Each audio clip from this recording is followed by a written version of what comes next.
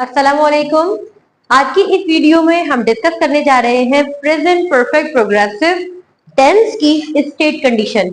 यानी कल के हमने लेसन में डिस्कस किया था present perfect progressive with action, लेकिन आज हम स्टेट का जिक्र करेंगे।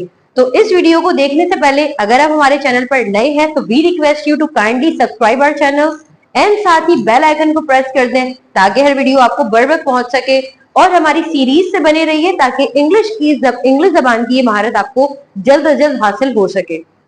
आज के इस सेशन में present perfect progressive with state concept हम देखने जा रहे हैं जो कि काफी रेयर है और इसके बारे में कुछ लोग इशारा भी नहीं करते हैं।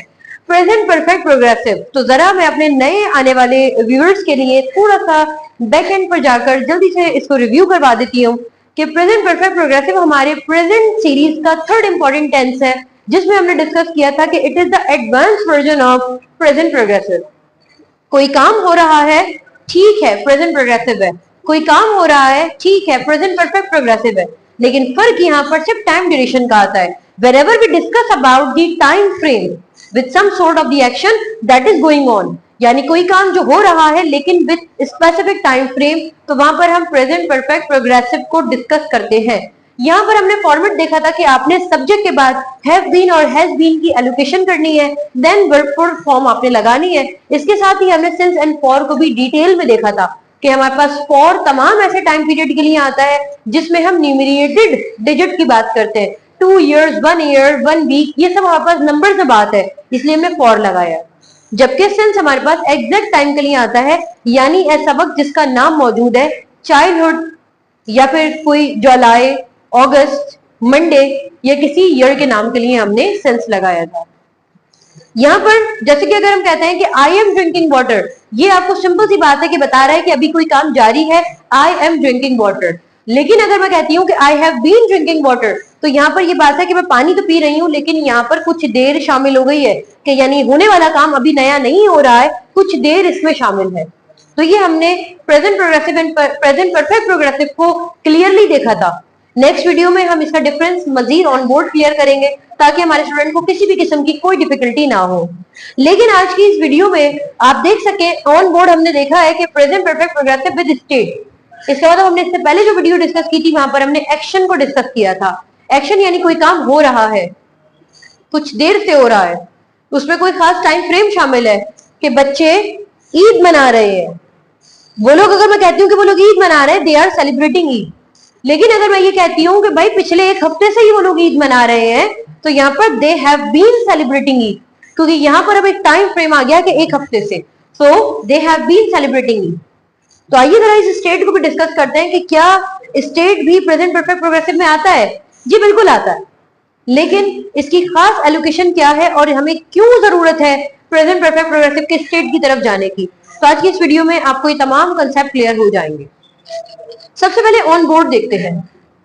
यहाँ पर मैंने सिर्फ फॉर्मेट लिखा है, यानी स्ट्रक्चर लिखा है। तो पहले हम स्ट्रक्चर को डिस्कस करते हैं और स्ट्रक्चर जब आपको समझ आ जाएगा देन फिर मैं आपको बताऊंगी कि इसकी जरूरत क्यों है। सबसे पहले आपने क्या करना है, सब्जेक्ट के पहले आपने स्टार्ट में लगाना है सब्जेक्ट, देन या तो आप हैव लगाएंगे या फिर आप हैज लगाएंगे। हैव या हैज के दरमियान फर्क है और ये अकॉर्डिंग टू दी सब्जेक्ट है। आई वी यू दे के साथ आपने हैव लगाना है, ही शीट के साथ आपने हैज लगाना है। हैव हैज के बाद यहाँ पर बीन आने वाला है, देन इसके बाद कोई कॉम्प्लीमेंट आने वाला है। कॉम्प्लीमेंट मींस मैंने आपको पहले भी बताया था प्रेजेंट सिंपल के स्टेट की वीडियो में कि कॉम्प्लीमेंट मींस लफ्ज कंप्लीट करने वाले से निकला है, मुकम्मल करने वाला। यानी जुमले के आखिर में जिसे हम ऑब्जेक्ट कहते थे, अब ऑब्जेक्ट की जगह कोई ऐसा कॉम्प्लीमेंट है जो कि जुमले को मुकम्मल कर रहा है। क्योंकि ये स्टेट का सेंटेंस है तो स्टेट के सेंटेंस में हमें कॉम्प्लीमेंट की जरूरत पड़ती है। कॉम्प्लीमेंट हमारे पास दो होते हैं, एक नाउन और एक एडजेक्टिव।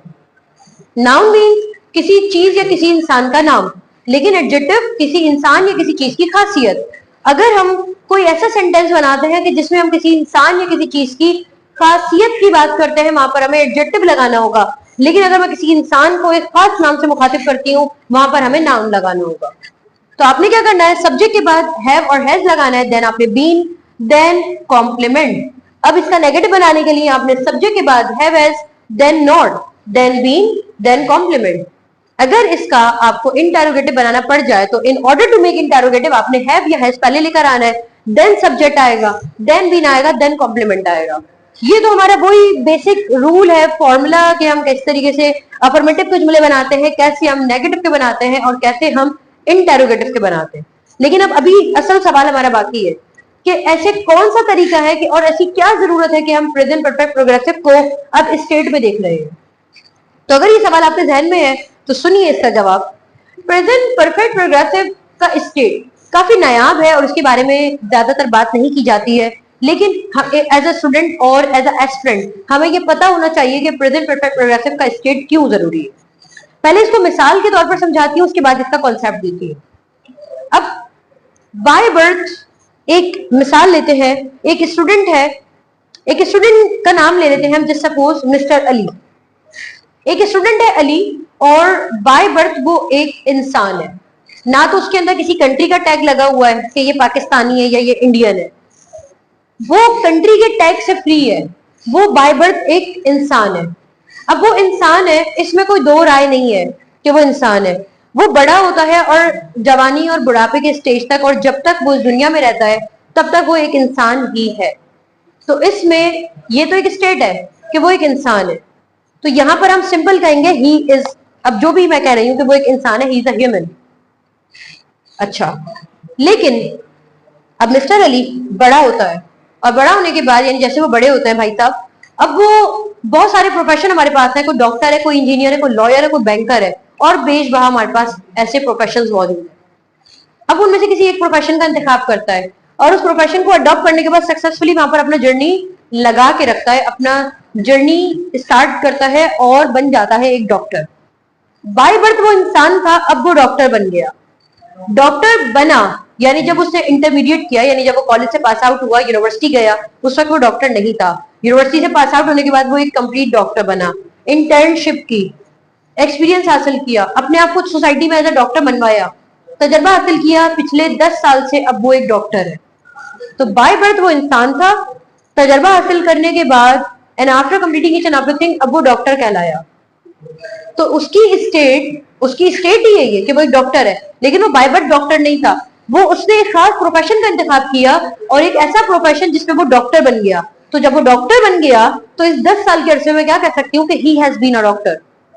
मैं उसको यूं भी कह सकती हूँ कि ही इज अ डॉक्टर।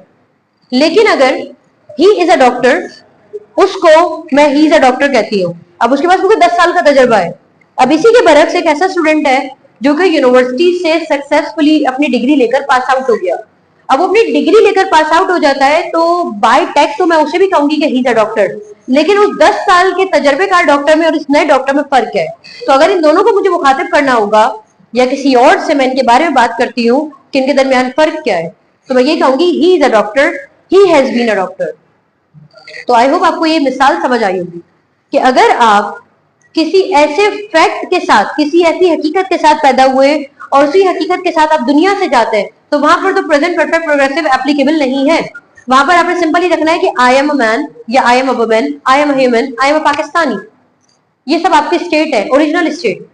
लेकिन अगर अब कोई एक इंसान है पाकिस्तानी और वो पिछले 5 साल से किसी दूसरी कंट्री में जाके रहने लग जाता है, वहां पर नेशनैलिटी हासिल कर लेता है, तो वहां पर मैं क्या कह सकती हूँ, he has been a foreigner. He has been a foreigner क्योंकि अब वो पाकिस्तानी पाकिस्तानी है, वो उसका फैक्ट है कि पाकिस्तानी है, लेकिन अब उसकी स्टेट में शामिल हो गया कि पिछले 5 साल से वो किसी खास कंट्री का रेजिडेंट है, सिटीजन है, जो भी है, तो वहां पर वो ही हैज बीन के साथ आएगा।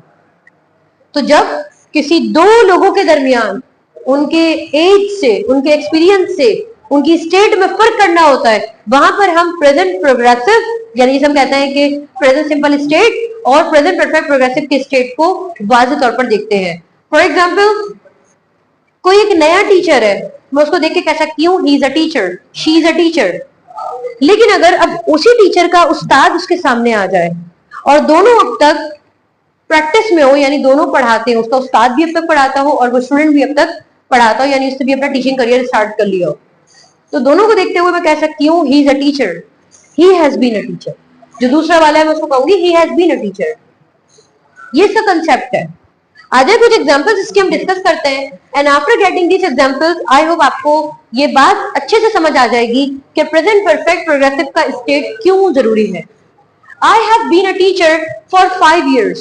यहाँ पर हमने ऑलरेडी देखा है कि जब 5 साल की यानी डिजिट्स की बात है तो हमने यहाँ पर फॉर लगाया है। I have been a teacher for 5 year. They have been the club members for a long time, कि वो लोग किसी क्लब मेंबर का हिस्सा है लॉन्ग टाइम, यानी तवील अरसे से। तो यहाँ पर आपको एक बात क्लियर समझ आ रही है कि यहाँ पर तवील अरसे की तरफ इशारा किया गया। दैट्स व्हाई मैंने वहां पर कहा है कि they have been a club members. He has been the manager of a company since 2020, कि वो 2020 से कंपनी का मैनेजर है। इन जुमलों में आप नोट कर सकते हैं कोई एक्शन नहीं आ रहा है कि वो कंपनी में काम अंजाम दे रहा है, अपने फराइज अंजाम दे रहा है, ऐसी कोई बात नहीं आ रही। He has been the manager of a company since 2020 and she has been my friend since childhood, कि वो लड़की बचपन से मेरी दोस्त है। मैं यूं भी कह सकती हूँ कि she is my friend, लेकिन अगर मैं इस बात में वजन पैदा करना चाह रही हूँ कि she is not my new friend, यार वो बचपन से मेरी दोस्त है, she has been my friend, या मैं कह सकती हूँ she has been my friend since childhood। यहाँ कुछ स्टेट वोकैबुलरी जिसे हम कहते हैं एडजेक्टिव्स लिखे हैं और I want you to make examples of this. Neighbours, पड़ोसी को हम क्या कहते हैं? नेबर्स। ल्यूमिनस कहते हैं रोशन, बहुत ज्यादा वाज़ेह ऑब्वियस जिसे हम कहते हैं। रोशन को हम क्या कहते हैं? Luminous.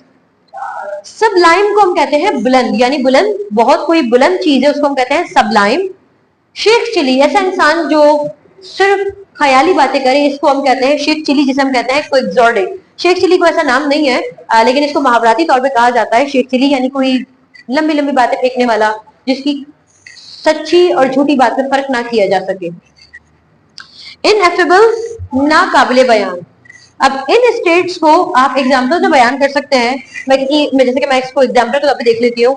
They have been my neighbours, they have been my neighbours. मैं किसी कैसे मोहल्ले में रहती हूँ जहाँ पर बहुत सारे नेबर्स हैं, हर कोई मेरा नेबर होगा, लेकिन एक खास की तरफ इशारा करते हुए मैंने कहा कि they have been my neighbours.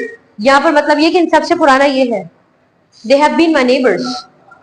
रोशन, ये कहानी काफी अरसे से वाज़ेह है।